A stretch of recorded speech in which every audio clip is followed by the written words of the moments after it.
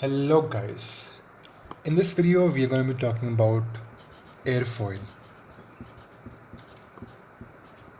अच्छा यार, इसको शुरू करने से पहले I would like to tell you that अगर आपको वीडियो में सिर्फ प्ले और पॉज का बटन दिख रहा है and there is no seeking और स्क्रॉलिंग का बटन, तो there is a technical issue with Wix right now. तो आई वुड रिक्वेस्ट यू, अगर आपको वीडियो देखना है with all the scrolling features and controls, तो you can check out this video on my website. वहाँ पे it's working all fine. So let's start with this video. In this video we'll be talking about airfoil. So airfoil होता क्या है यार?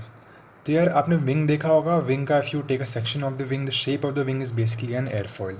So an airfoil looks something like this, right? So there are some terminologies that you should know as a pilot about an airfoil, right? So the first thing is leading edge. Leading edge क्या होता है?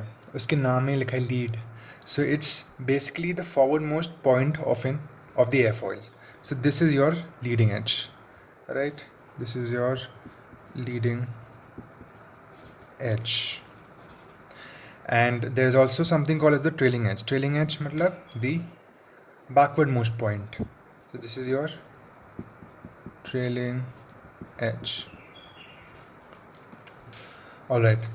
Now the next term over here is chord line. अब chord line क्या होता है? Chord line is, in simple terms, basically it is a straight line which joins the leading and the trailing edge. तो अगर मैं इसको join करने के लिए एक straight line बनाऊँ यहाँ से, so this line is your chord line, right?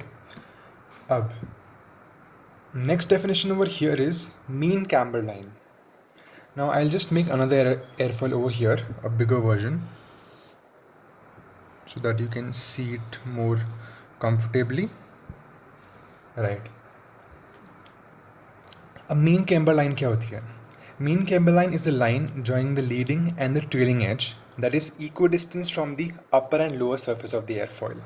मतलब मैं एक ऐसी लाइन बना रहा हूँ, it may not be a straight line, जो ऊपर से नीचे से सेम डिस्टेंस पे है. तो it looks something like this, right? So this is your mean camber line, right? Now there's something called as maximum camber. Maximum camber क्या होता है? So आपने देखा था chord line होती है जो leading और trailing edge को जोड़ती है. This is your chord line, this is your chord line, ठीक है? So the maximum thickness between the mean camber line and your chord line is your maximum camber. तो let's say यहाँ पर आपका maximum distance है. So this maximum distance is your maximum camber. All right.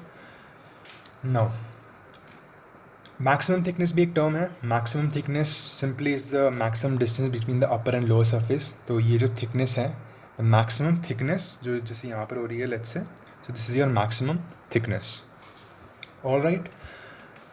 Now तो camber बताता क्या है आपको? Camber basically it tells you a measure of the curviness of the airfoil.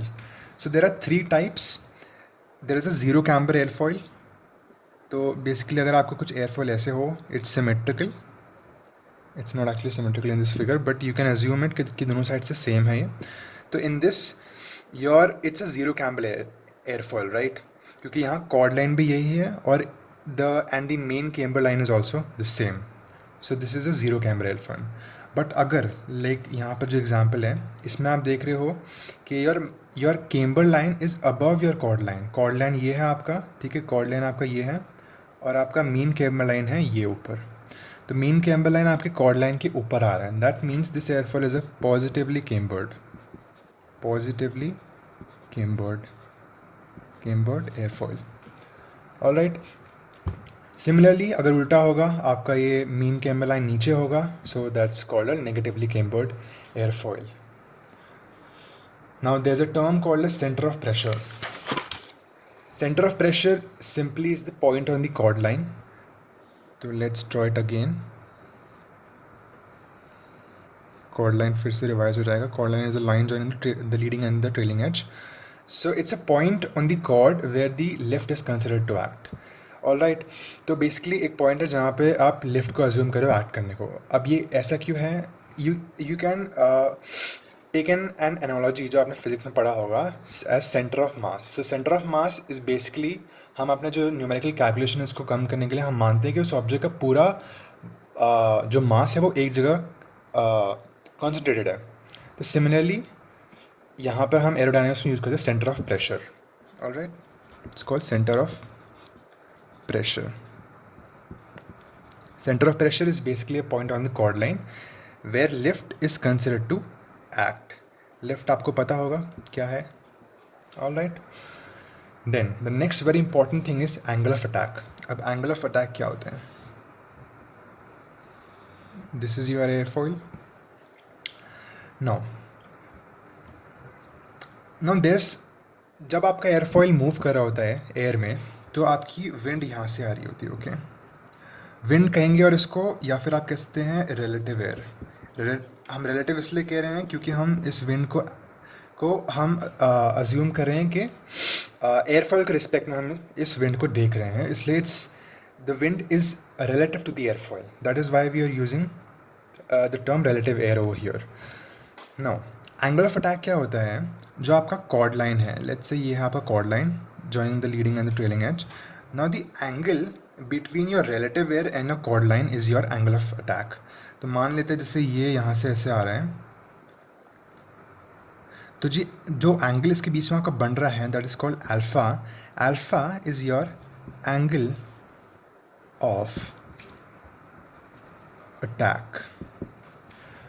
The diagram is not very perfect, I just show you over here. तो जैसे कि आप देख रहे हैं यहाँ पे, right, this is your angle of attack which is the angle between the relative wind and your chord line. Okay, so angle of attack आपका चेंज होता रहेगा. अगर आपका लेट्स से एयरक्राफ्ट ऊपर आप पिच कर रहे हो तो आपका एंगल ऑफ अटैक चेंज हो जाएगा, नीचे करोगे तो एंगल ऑफ अटैक चेंज हो जाएगा, right. All right, then the next term is angle of attack. या